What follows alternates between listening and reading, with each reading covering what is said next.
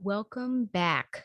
So, I have been led to believe that there is a lot of shipping, maybe some erotica in some of these modern Nightwing tales. Nightwing 94. We'll see if my friend Donovan Morgan Grant was telling the truth or not. But besides that, I did look at Batman 125. And Barbara does appear. She appears at the end, checking in since there is another Batman murderer campaign. Feels like I've just done that recently. And she also asks why he hasn't visited Tim in the hospital, who got like a gunshot wound to the neck. So she does appear. And in case you're interested, this is the publisher synopsis. Superstar writer Chip Zdarsky joins legendary artist George Jimenez to define a new era in Batman.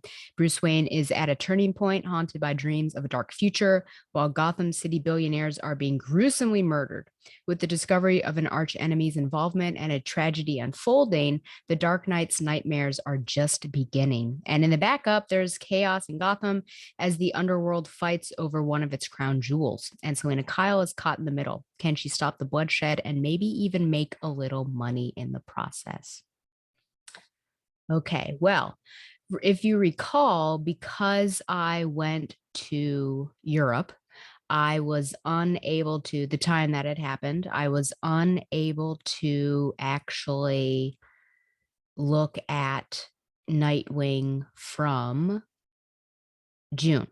So I'm going to have two Nightwings to look at quickly. So this one, first off, is both of them. I have shipper covers, or at least this one's got a main shipper cover, and then 94 has a variant shipper cover. But Nightwing 93, here's the synopsis, the publisher synopsis. After uncovering that Blockbuster isn't who he says he is, in fact, he's much worse. Nightwing, Babs, and Bluehaven Mayor Melinda Zuko battle to expose Blockbuster's malpractices. With Blockbuster controlling more of the criminal underground than Nightwing ever thought possible, can Dick Grayson help stop him before things go too far? You know, what's very bizarre is that I feel like these synopses are not matching what's actually inside the issue, but we shall continue on. So I'm just going to go quickly through this. And of course, George Perez, may he rest in peace. So that's a pretty cool honor to give him with that double page spread of all these characters that he's worked with. So we last left, of course, Heartless and Blockbuster and wondering what was going to happen. This was pretty shocking. Just, I think you get a sense of who Heartless, or his power set to a certain extent, and that he's able to stop a full force punch from Blockbuster. But I think you can also, it's either at the end of this one or 94, get a sense of what his, I guess, what the detriment to his body is, because as you can see, because he is able to stop that full force punch, he's also using up a lot of energy, as you can see it kind of sparking out of his heart. Now, I'm a bit confused. Just, he came in and it seemed like, oh wow, they're going to probably team up, but he's just like willing to pay a price for it or else. And I thought, well, that's not the best. But this was pretty funny that he thought, I don't know. Heartless thought that he got Blockbuster backed in a corner, and then all of a sudden Blockbuster pulls up a desk. Heartless says, "Oh bleep," and then he is thrown out of a window with that desk, which I thought was pretty funny. I do like seeing Dick slash Nightwing doing civil service, and just such a simple civil service, such a simple civil service as cleaning up a statue. And of course, it means a great deal, not only because he has started this project, but the fact that the statue is in fact Alfred, but just the fact, that he's on the ground and doing such a small thing that you wouldn't think a hero would be involved in is pretty cool. Bushes, as we see here, seem to be very handy in this era of DC. If you remember, Steph was hiding out in a bush in one of the Batgirls. And here he not only hides a motorbike, but also a pretty cool jacket that seems to match very precisely the detail of his costume, which I thought was pretty cool. This maneuver that he does where he launches a line and then does a really quick swing off of a bridge. It seems like a Fast and Furious maneuver. I feel like we've actually seen that before. And I wondered if, as I was thinking about it, I wondered if it was Dark Knight, the film, because didn't Bruce have to do like a really sharp 90-degree turn and he ended up shooting out a line so that he could make that turn? I don't know. It just seemed really familiar. It definitely has come from some sort of movie. Thwip at the bottom right hand corner of this particular, I mean, trademark Spider-Man. So there might be some copyright issues in store for them. And then we see, of course, Babs has been in his ear the entire time. As we know, she's a big presence in this particular book. Not any, I'm trying to see what, I always look at what their clothing is, especially in this book. And now we kind of see it in Batgirl's #8, which we'll see. I can't tell what he, it looks like it might be in Spanish because of the EN, but I really don't know what that might be. And she's just wearing some, she's in some leisure clothes. And then, yeah, there's this L word moment where, let's see, she shows something on the screen. We can't see what it is. And then it might be the recognition software of who had been graffitiing and messing up that park, which we find out later. And she's just like, yeah, of course I was able to do that. And then he says, "You're incredible. I love you." And then, whoa, the next panel, his joy comes out very quickly. And then the next panel, they're both shocked to hear it. And later on, he says, "That was not supposed to, it just slipped out. Sorry." And then she says, in a smirking kind of way, "You're sorry for saying you love me?" Yes, no. And then, of course, the phone goes off and he says, "Oh, thank God." And it is his half sister. So very cool there. I do wonder, we're starting off here, it just looks really bad. There's a bad look to all of this. And then later on, you have, sorry, for the people not watching, with the cops just, let's not say harassing, but they are surrounding these kids, right? That this area was built for, this haven. And then he ends up, Commissioner McLean makes them feel like criminals. And he says that a lot of them are, and we're just protecting the city. And later on, in front of the news station, he says, "We were always concerned that this hub would attract an undesirable element, but I'm honestly appalled and saddened by what we've seen here. This is a betrayal of so much goodwill that the people this was built for would bite the hand that fed them like this." And then, of course, Dick says it's not true, and he's able to expose everything. But there definitely seems to be perhaps a political message given, here, right, from the writer to us, just given the fact that the boys in blue are against this whole thing, are not helping the people, are not protecting the group that really needs it the most, and seeing them only as a criminal element and blaming on them. And also, as we've come to find out, doing the criminality and then blaming it on them. So I feel like there's a bit of a political message there, potentially, depending on how you read. So I wonder how maybe a Blue Lives Matter proponent would feel about this. Or do you just, it's a comic book, but we know that some political and social discourse certainly bleeds through our comics. Also on this page was a really funny thing where Babs is ready to send that package, the data package revealing who the cops were, to the news station. And she's typing. And then she takes Harley's little paw, and Harley is the one to hit enter, which looks like the space button. And she goes boop. But that was certainly a fun little thing.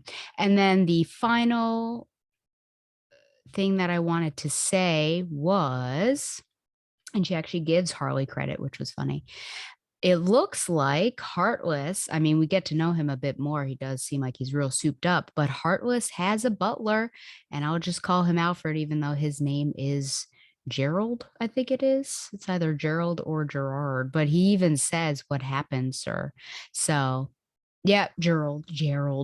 So he's got an Alfred too, which is pretty crazy.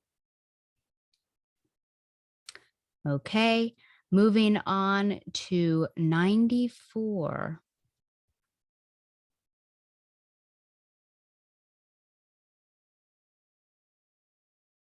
Now, 94 was what Donovan had said that I was going to love it. And he sent me a bunch of emojis that could double as sexual innuendo. So I thought, oh my gosh, what's about to go down in this? They just said the L word. Is there going to be some smexy time, some pelvic affiliation? I don't know. So we'll find out together. Well, I already know, but we will find out together. So this is Nightwing 94. Publisher synopsis. There's a new commissioner in town, and it's none other. I feel like they're behind. Okay, well, we'll keep on going. I'll figure out what's going on here. There's a new commissioner in town, and it's none other than Maggie Sawyer. But one clean commissioner does not make a whole bad basket of Blue Haven police officers good. And now Blockbuster is forced to lean more on Nightwing's sister, Mayor Zuko, to oversee the old commissioner's illegal dealings. Then an attack on Haven reveals some shocking truths to Nightwing and Oracle that make it difficult to recover from. Okay, not too much to talk about actually here in this particular. Oh, and by the way, remember when I can't remember? I'm so sorry, but a listener had said, why aren't you covering Detective Comics?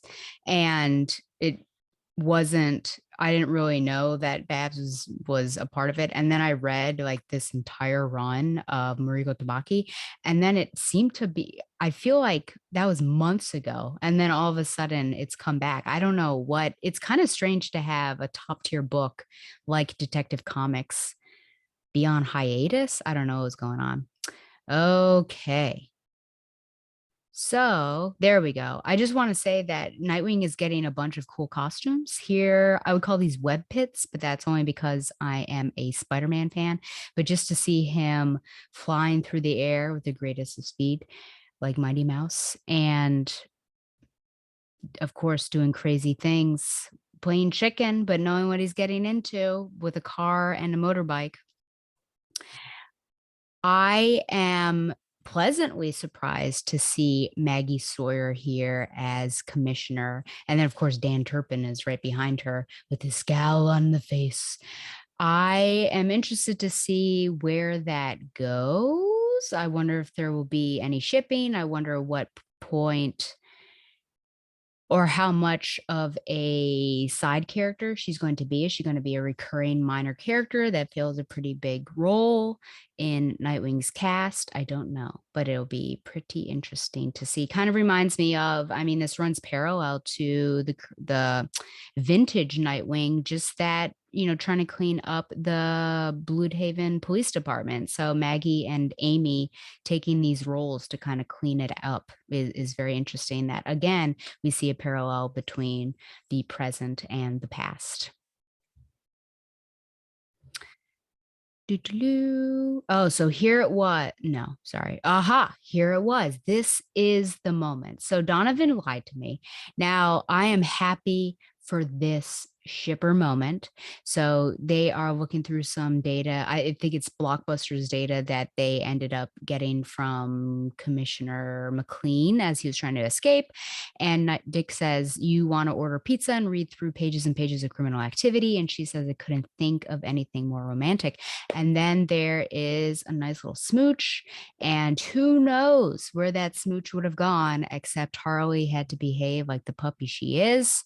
Or Haley. Why do I keep calling her Harley? Haley. Oh, that's real bad. I think I've even written that in my show notes. Haley, like Haley Circus, is mischievous and is ripping up some of those data packets. So we unfortunately don't get to see any sort of smoochy smoochy time. So I don't know why Donovan was sending me all those little uh emojis. He lied to me.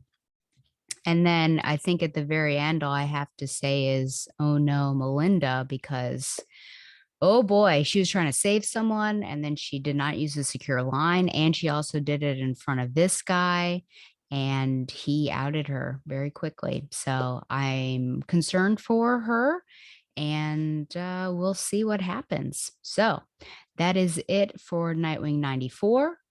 I guess lesson learned that you should not trust someone if they say that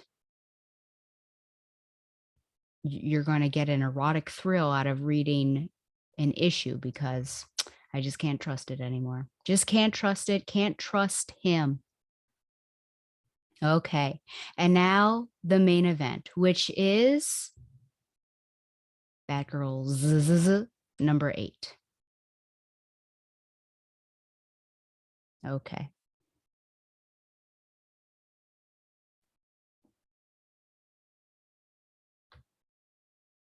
So, Batgirl's number 8, Bad Reputation, part 2 of 2. Story Becky Cloonan and Michael W. Conrad, art Robbie Rodriguez, colors Rico Renzi. We're in the Iceberg Lounge on a faux date with Dick and Babs as they are surrounded by criminals watching a sword-eating act. And they're also waiting to infiltrate the basement where Seer is currently being held. There's much flirting, and Steph calls them out on it. Don't worry, Babs can multitask. Steph and Cass are still on the roof with a trussed up Assisi, and they have mapped Babs's route through the basement. Babs and Dick dress in an elevator and continue to flirt, and we find out Dick betrayed 2 times in one episode. Can you believe it? Babs by starting a new season of their show without her. Upon reaching the basement, they are immediately assaulted by Valentine. Dick goes easy on her until she insults his girlfriend. Meanwhile, Babs has lost communication with the oracles up top, most likely due to the thick walls and being underground. And she tells them not to come inside. But of course, they hear come inside because of the spotty coverage. And they also warn Babs that the Saints are aware of the whole plan because Assisi had a camera in his mask and had been recording the whole thing. Upon bursting through the skylight of the lounge, Penguin gets his that was a bad prepositional or participial phrase. So upon bursting through the skylight of the lounge, what's the best way to phrase that? After the girls burst through the skylight of the lounge, Penguin gets his sword eater Lulu to attack the girls. Then he runs off and they take Lulu out, but not well enough, it seems, as she reappears trying to fillet them while they are in an elevator.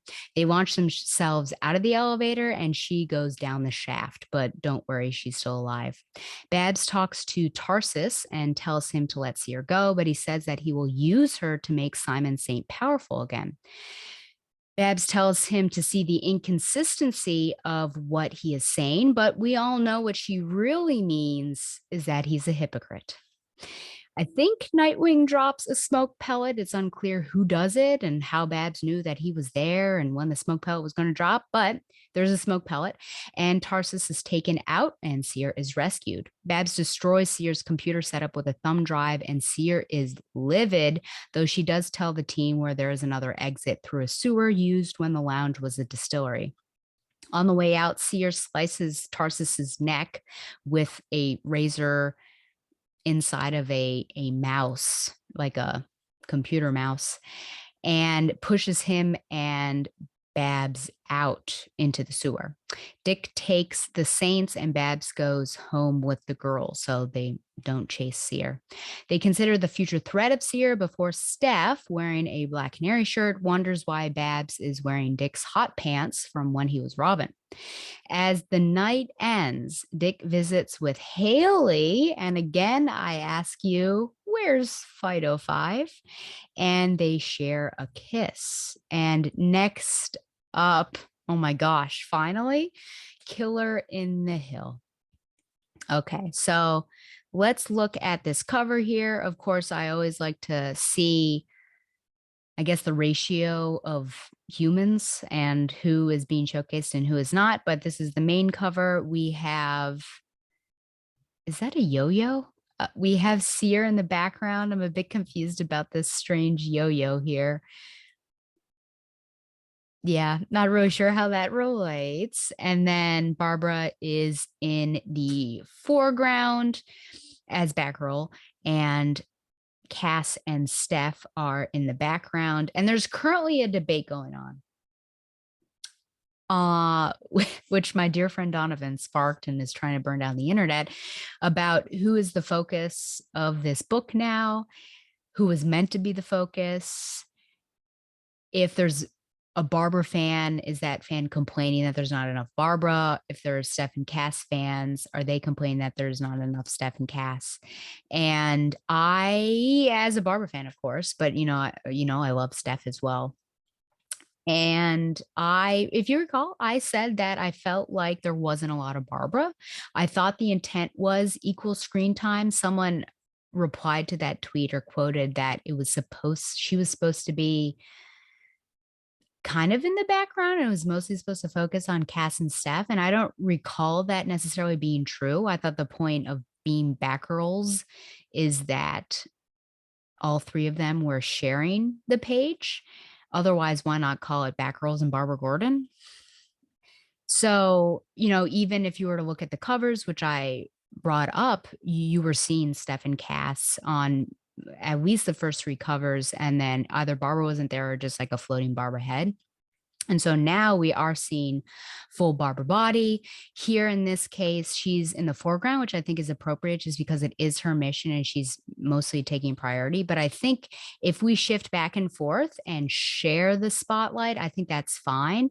I argued that Barbara, I think, did not have a lot of time, or I guess I think 2/3 of the time was probably going to the girls and 1/3 to Barbara, which sounds even because 2/3 for two people and one for, but just like overall, it seemed like they were getting more and she was getting less. But now it seems pretty equal, in my opinion. But really, the only way to solve that particular debate is honestly, if someone, a nerd, I suppose, and someone who would love to do this, I don't know, is to count panels and see how it has progressed. I guess I have the time to do that, but I don't think I really want to. But it would be a good question. I was thinking today that I need to reach out to the writers and try to get an interview. And so I think that might be a good question and discussion to have with them. All that to say, here's this cover. Barbara, yes, is in the foreground. So of course the debate, if you're saying that Steph and Cass aren't getting enough screen time, well, yeah, that kind of makes sense. And someone complained that, because Barbara's in Nightwing. And I thought, oh my gosh, I love Barbara being in Nightwing, but it's Nightwing's book. So I think that that's a poor argument, that if it's Batgirls, like she needs to be in a spotlight, but again, share that spotlight. So I guess these writers are still trying to balance it out.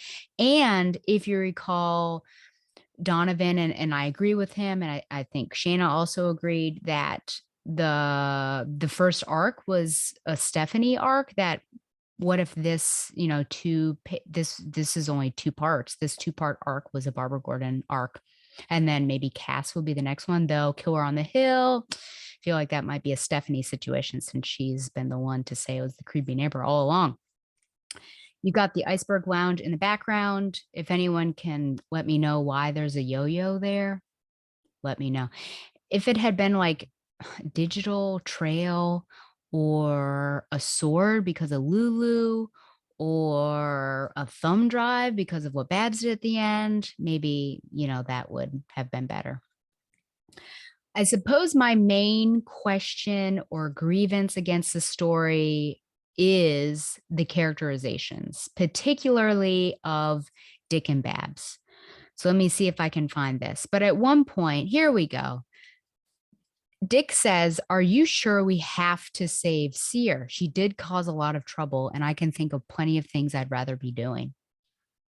When would Dick Grayson ever say that about really anyone. I mean, all the terrible things that have happened, all the bad things that people have done, the bad guys, there's I accept with the exception of Joker because of Joker's last laugh and all of that, I really do not see him saying this.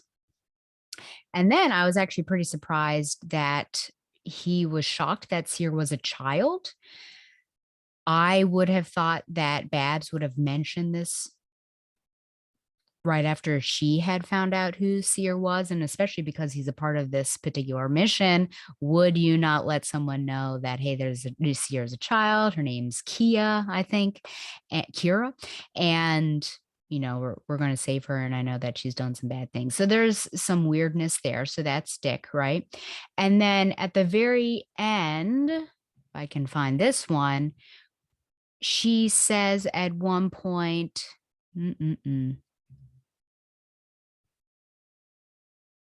actually, apologies. She doesn't say it, the purple boxes do, but still it goes to her character because these purple boxes are obviously third person omniscient.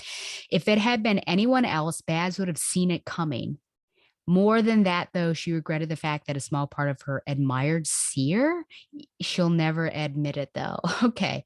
So, number one, the Barbara Gordon that I know should not and would not have been thrown for a loop that Seer double crossed them. And this is something that happened in the previous part where like she was giving her every little bit of grace and the other girls were saying, oh, we got to be careful. Barbara Gordon would have also been very careful. Like, we're going to help her, but we need to watch her. So this would have been something that like I expected this. She had backups, etc. This should not have been a shock.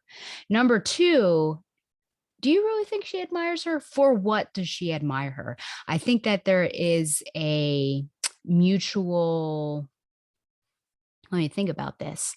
There's definitely empathy and compassion as we see later on, because is it up? Let me see here. Oh yeah, it's down here. When she puts in the thumb drive and destroys everything, Sears says, no, you can't. That computer is my life. You don't get it. Without it, I'm nothing. And Barbara says, oh, I get it. All right. This is when you let your old life go and start building a new one. Without it, you're free. So, yeah, I don't admire. I don't know if that's necessarily because does Barbara Gordon admire Calculator? Does she admire Blockbuster? I'm trying to think of people that she's gone up against. I mean, does she admire Joke? Like what? Or at least let's say we'll stick with Calculator because I think that's the best one-to-one comparison. I I don't know because Seer is it just her like technological know-how and that she's a kid and able to accomplish so much? But how do you separate that? Isn't that interesting? How do you separate that from all of the ill that she has done? And I suppose that's where empathy comes in, because of course you can understand, but you condemn those particular actions. Best example, of course, is The Reader by Bernard Schlink. That's the, best thing to do. So here, I think there's definitely empathy. There's absolutely compassion because Barbara has been there. So that's, that one step deeper. But man, admire. That's tricky. I don't know about that. I don't know. And I don't know if it's because it's a villain, but I feel like she didn't admire Calculator. So why would she all of a sudden admire a kid? I think she would have compassion and empathy and sympathy and pity, all of those feelings for her, but maybe not admire. But I'd love to hear what you all think about that. Do you think that makes sense that Barbara admires Seer? I do love that little heart to heart though that Barbara has, because I think it hits on multiple levels and layers. The fact that number one, her rig probably has, and it definitely has gotten destroyed, right? As Oracle, her computer has gotten messed up, the clock tower has gotten messed up. But on another layer, which is really interesting, wearing a Batgirl costume, 100% that has happened, right? When she got shot, she felt like without being Batgirl, she was potentially nothing. And what could she do? But she let that go. And then she took on Oracle and became something new, something more, something better. So I think that's a really powerful couple panels there. So, anyways, just to say that the characterization is a bit wonky with Dick and Babs. I would also say, and this is coming, of course, from a shipper, a Dick and Babs shipper, but the flirting is heavy. Yeah, in this elevator here, what sort of things? Babs says, we might be in a little trouble when the elevator door opens. Dick says, I can always push the emergency stop button and we can find something else to do. Babs says, tempting. What do you suppose? Dick says, turn off your comms for a minute and find out. Okay, so I'm okay with flirting, but we are in kind of a dire situation where, again, a child has been kidnapped and we're trying to rescue her. And we've got this group of individuals that we've had to fight two other times at least before. So I don't know. Some of these, like I can definitely see we could be in sweatpants on the couch eating popcorn, catching up on our show, like that sort of thing. But like some of the hot and heavy innuendo, like maybe it's not the time for it. It's almost as if they're young newlyweds or like recently in a relationship rather than the mature adults that have been in and out of a relationship. And so I don't know. I think some flirting is okay. Maybe when they were in the iceberg lounge, but then kind of cut it out. That's just me. And again, hello, I'm a huge shipper for these two. So you'd think I'd love it, but just when exactly is the appropriate time to be having these sort of flirtatious comments? Okay. At the very top, and I actually I thought of Shayna immediately while I read this, just because at least I know that I have a kindred spirit in my thoughts on this, but it may have been because of my trip, and that seems like it's been a long time since I've read 7. But the fact that I opened this issue and the very first thing that I had to read was a purple box, I lost a little bit there, but I'm wondering if it might be Stephanie, because at one point, and let me see if I can find it, during the elevator scene, I should say the second elevator scene, is it this one? That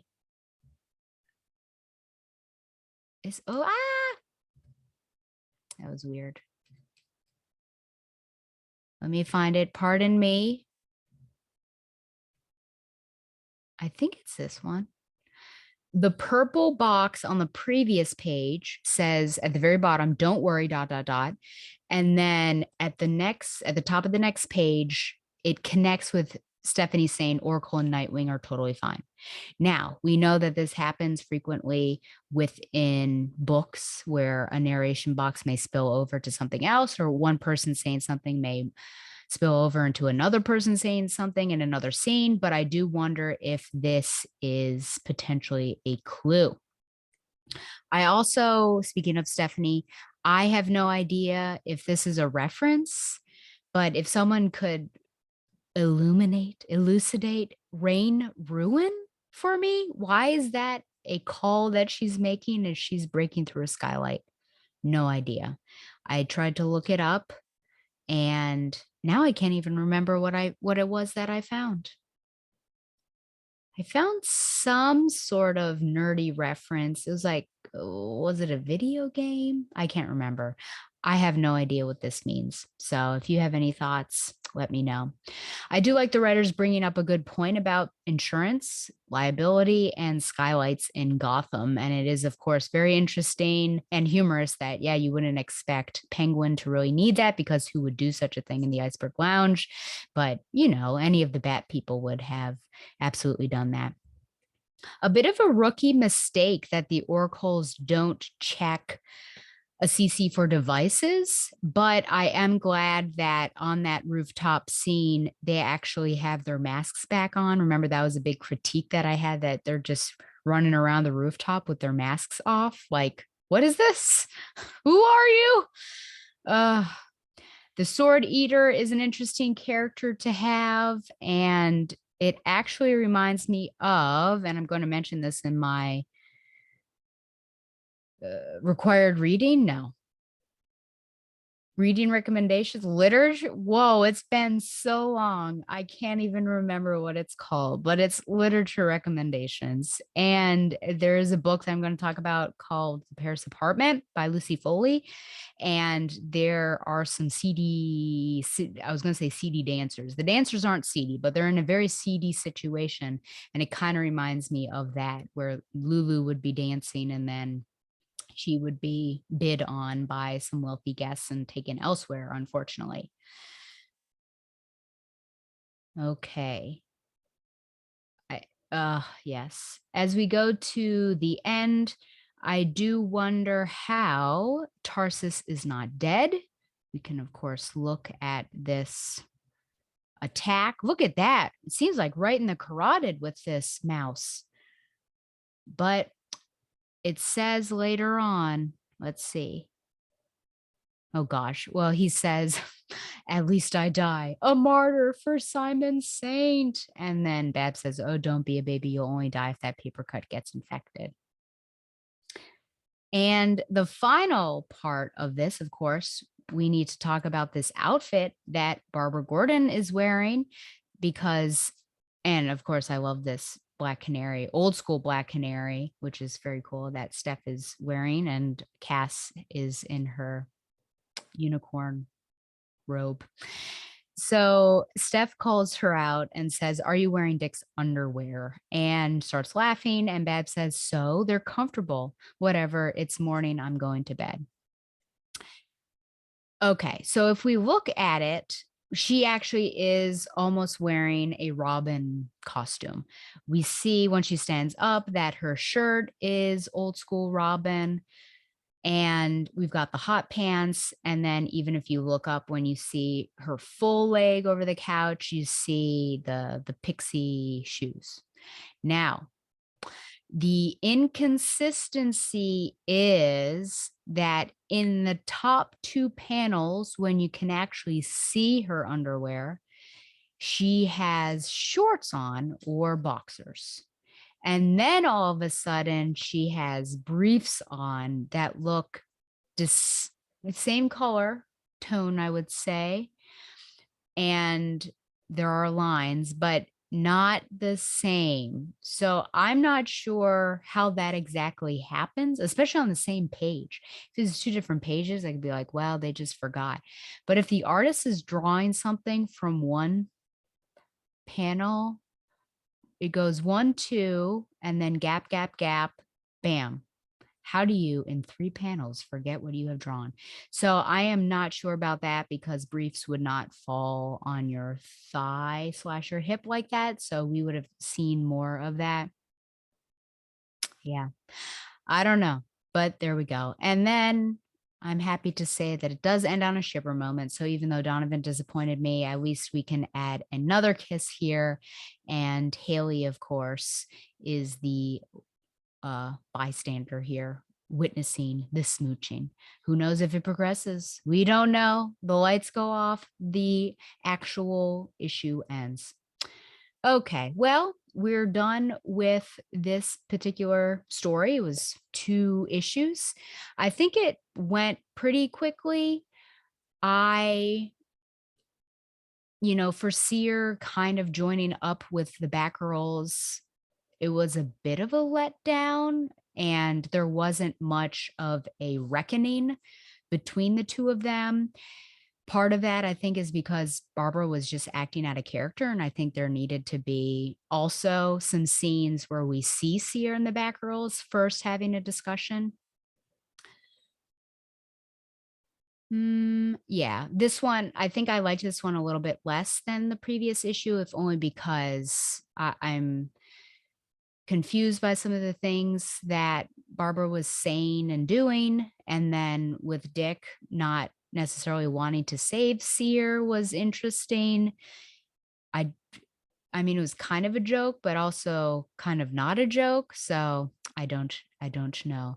But this might have been Barbara's arc. I don't think it was successful if it was. And did we learn much about her? No, except that she admires a teenage criminal, maybe. So I'm going to give this 7.5 out of 10 cup nudes. Okay.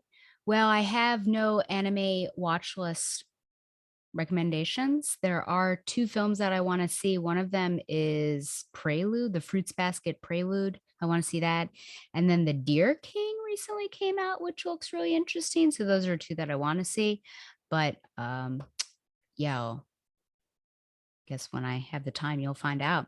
So then we move on to literature recommendations. And always have to remember where I left off. I'm pretty sure I left off with Ever. So Crying in H Mart by Michelle Zauner, who is the lead singer of Japanese Breakfast, which is a band that I saw in the spring, which is very cool.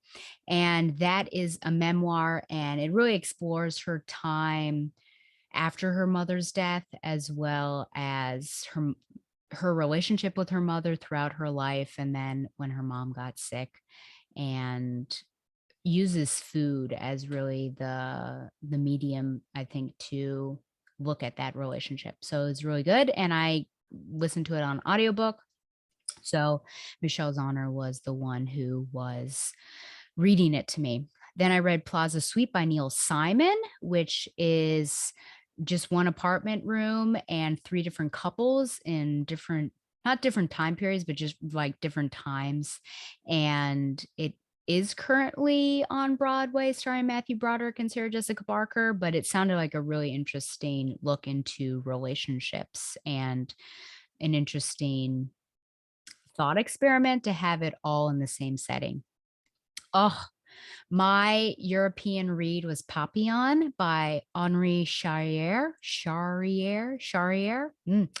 And I loved it. I knew I wanted a long book, and I had decided like this is going to be what I'm going to read. And it lasted me the entire trip, and I really enjoyed it. It's intriguing, it's enthralling, it's engaging. So highly recommend. I have read now the first two Invincible compendiums by Robert Kirkman and Corey Walker. I'm interested in watching the show. I've heard it's uber violent, and I'm shocked about this, if only because I feel like there's only an uber violent issue like one every six. But I have heard, I think Donovan said, and I've started to see it as well, that as the series starts to trend towards as it starts going towards its ending, it trends towards more violence. So they took that tone from the end rather than the beginning. I'm interested to see what that's going to be like. I did have a bit of an issue because Adam Eve at one point, Invincible's away at a war in outer space, and Adam Eve, his girlfriend, once he comes back, she has gained some weight. And it was interesting because you have this larger Adam Eve. I still don't know really how to say it, but a larger Adam Eve than we have experienced. But then on the covers, when you saw her, it was the regular Adam Eve. And I thought, okay, what's going on here? Why aren't you showing her as she is in the comic? And I did send that to Carolyn and thought, what do you think about this? And she had a couple good points. I think one of them being the artist inside and the cover artist may have been different, which I don't think is true. But then the fact that covers are often done maybe in advance, and so they didn't have what was going on in the interiors. And I was happy to send her a future photo of a cover, and we got to see larger Adam Eve. So I assume we'll see probably regular Adam Eve soon, because she has said, and it's been dealt with really positively, because there are these people that, well, one of her friends was saying, oh, you're losing weight. Invincible may love that. And she's like, Invincible loves me for who I am. And it's true. Like Invincible, when he came home, he was just so delighted to see her. And she's like, don't look at me. And he always comments on her just being beautiful and perfect the way she is. So there's some real positivity there. But I assume she said that because she's been working out in the sense of actually superheroing that she started to lose weight. So I guess the reason was not overeating. And I had a thought that it was because of depression because she has an abortion while Invincible is away. So I thought, oh, it's tied to that, or she had a miscarriage, or before you even knew about the abortion, I thought, oh, it's because she had a kid, but she didn't. But she said it's because she basically wasn't doing any superheroing while he was away. So, two that I'm technically still reading, but I will finish by the time that this comes out is The Paris Apartment by Lucy Foley. And I think I recommended The Wedding Party. I think it's called The Wedding Party, which I really liked. And so I wanted to try this one out. And I have to say, not only I've already kind of talked a little bit about some of the shady stuff that's going on, but I didn't like that she did this, but there was like a near sexual assault because one of the characters got roofied, but luckily nothing happened, which was good. And then I have also wondered now if there can be sexual assault by proxy because one of the characters confesses that one of the characters when he was 16, let me say, confesses that his father bought him paid for a prostitute for him so that he could become a man in quotation marks. And the son did not want to do that. And the father forced him to do it. And so I feel like that is a sexual assault, but because the father didn't actually do it, and probably the prostitute was not aware of this whole thing, that it's a sexual assault by proxy. I wonder if such a thing exists. But that kind of seems like if someone else forces you to do that, yeah, that's crazy. Or I guess, is it just sexual assault even though he's not taking part in the actual act? I don't know. But that was very unfortunate. And it's the first time I've thought about it, but it's not the first time I think that I've encountered it in media, which is really sad as well. And then I'm also reading, of course, for research, Jane Slayer, the literary classic with a blood-sucking twist by Sherry Browning Irwin and Charlotte Bronte.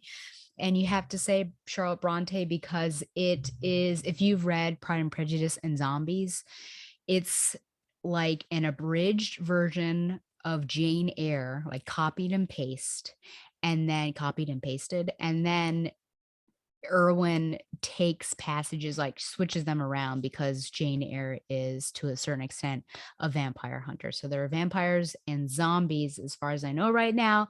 We'll see what else. I think I have maybe like half left. We'll see if there are any other creepers around. But yes, if you're interested in hearing me talk about that, be sure to look for Dear Reader episode 9. 10 is the last episode of that limited series. So episode 9 should come out in August. Okay, so that's it for my literature recommendations. Send any questions or comments to backrolltheoracle@gmail.com. I can't tell you what questions I may have had from the first part of this episode because I'm recording them out of order. But from the second part, do you think that Barbara Gordon admires Seer? And if that's true, do you think that Barbara Gordon admired Calculator? Is admire the right word to use? So that's the question I have from this part anyways. Like the show on Facebook or follow it on Twitter at Batgirl the Oracle. Subscribe to the show on YouTube for an uncut version. Follow the Batman Universe on Facebook and Twitter as well. And support the Batman Universe by subscribing to Patreon. Once again, thanks to Mile High Comics for sponsoring Batgirl the Oracle, the Barbara Gordon podcast. And until next time, fly on, lovers. What? Fly on, Babs lovers.